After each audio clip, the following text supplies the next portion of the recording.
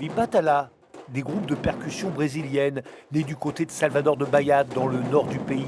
La pratique a essaimé à travers le monde. À La Rochelle, la Batucada, fondée en 2000, compte une cinquantaine de membres. C'est la deuxième en France. Ce week-end, elle accueillait d'autres formations venues de tout l'Hexagone.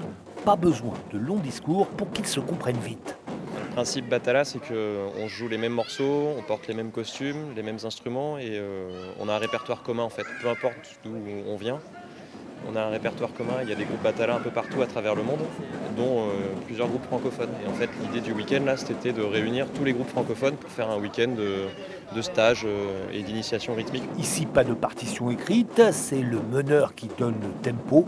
Au reste de la troupe de réagir au doigt, à l'œil et à l'oreille. On a une transmission essentiellement à l'oral.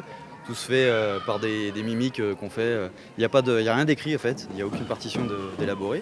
Et voilà, ça se transmet comme ça, avec la voix et à l'oreille. Comment on fait pour faire jouer les gens alors? Donc on a nos petits mots à nous, poum boum, takadam, des choses comme ça quoi. En tout cas, une évidence, la batala, c'est un peu une transe. Les as de la baguette s'y défoulent, avec un plaisir évident à voir et une énergie décuplée, pas question de s'économiser. C'est une musique tribale, donc du coup, forcément, quand on joue, nous, ça nous prend aussi au corps et on donne tout ce qu'on a. C'est comme un sport en fait. Quand on a besoin d'un sport pour se défouler, nous on fait de la musique. Et quand on a fini, on repart sur de bonnes ondes.